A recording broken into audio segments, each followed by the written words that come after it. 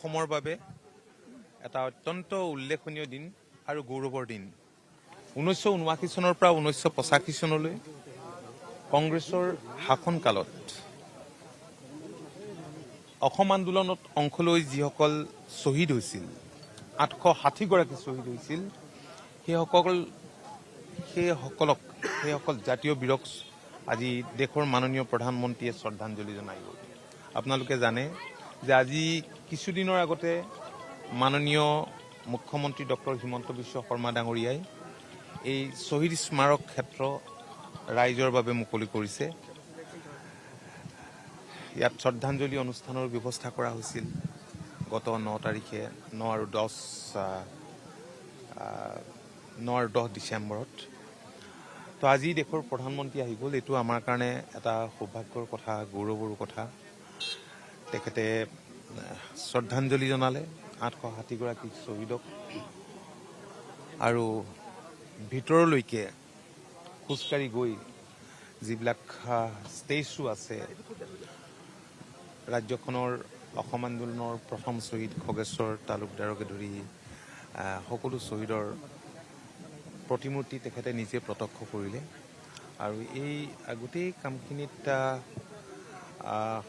মাননীয় মুখ্যমন্ত্ৰী মহামান্য ৰাজ্যপাল আৰু কেন্দ্ৰীয় মন্ত্ৰী সৰ্বানন্দ সোণোৱাল ডাঙৰীয়াও আছিল। তো ভাল লাগিছে। মই ভাবোঁ যে দেশৰ প্ৰধানমন্ত্ৰীয়ে ইয়াত ভ্ৰমণ কৰি যোৱাৰ পাছত এই সম্পৰ্কে সমগ্ৰ পৃথিৱীয়ে এতিয়া ভালকৈ জানিব। দেশ বিদেশৰ যেতিয়া পৰ্যটক আহিব আমি দেখিছোঁ ভিতৰত কি চাবলৈ পাব 860 গৰাকী শ্বহীদৰ প্ৰতিমূৰ্তিকৈ কেনেকুৱা ধৰণে ইয়াত কাৰুকাৰ্য চাওক, এইটো আচলতে 225 ফুট উচ্চতাৰ এই স্মাৰক।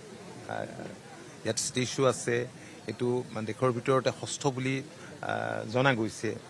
তো ইয়াত মেডিটেশ্যনৰ ব্যৱস্থা আছে আৰু ইয়াত অসম আন্দোলনৰ যিবিলাক ঘটনা পৰিঘটনা যিবিলাক সবিস্তাৰে সেই সময়ৰ সংবাদ মাধ্যমত প্ৰকাশ পাইছিল, ফটো সম্বলিত, সেইবিলাক ৱালত অঁৰা আছে। তো ইয়াৰ উপৰিও light and sound laser show' আছে, যিটো সন্ধিয়া এই শ্ব'টো হ'ব, য'ত অসম আন্দোলনৰ গোটেই কথাখিনি ইয়াত চালে স্পষ্ট হৈ পৰিব। আন্দোলন কেনেকুৱা আছিল, কেনেধৰণে নিৰ্যাতন হৈছিল, গোটেই অসম আন্দোলনৰ ইতিহাসটো মানুহে গম পাব। আৰু ইয়াৰ ভিতৰতে এটা অডিটৰিয়াম আছে, 500 মানুহ বহিব পৰা এটা সুন্দৰ অডিটৰিয়াম আছে। আৰু ইয়াৰ উপৰিও চাইকেল ট্ৰেকিং আছে, এখন হৰ্টিকালচাৰ সুন্দৰ গাৰ্ডেনৰ ইয়াত ব্যৱস্থা কৰা হৈছে, ফুড কোৰ্টৰ ব্যৱস্থা কৰা হৈছে।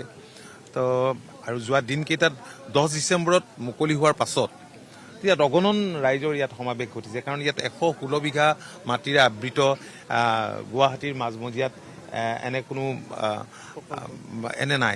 কোনো ডাঙৰ এনেধৰণৰ জেগা ঠাই নাই য'ত মুকলিকে মানুহে উশাহ ল'ব পাৰে।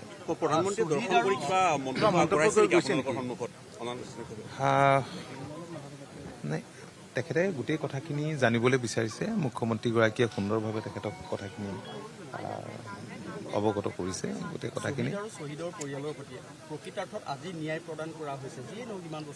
নাই, দেশৰ কোনো প্ৰধানমন্ত্ৰীয়ে কেতিয়াও এনেধৰণে শ্বহীদৰ প্ৰতিকৃতিত বা শ্বহীদৰ এনেধৰণে শ্বহীদক শ্ৰদ্ধাঞ্জলি জনোৱা নাই।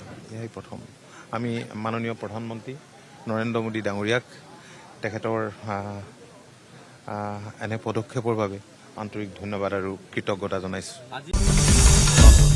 আসাম টক্স আপোচবিহীন অসম কণ্ঠ।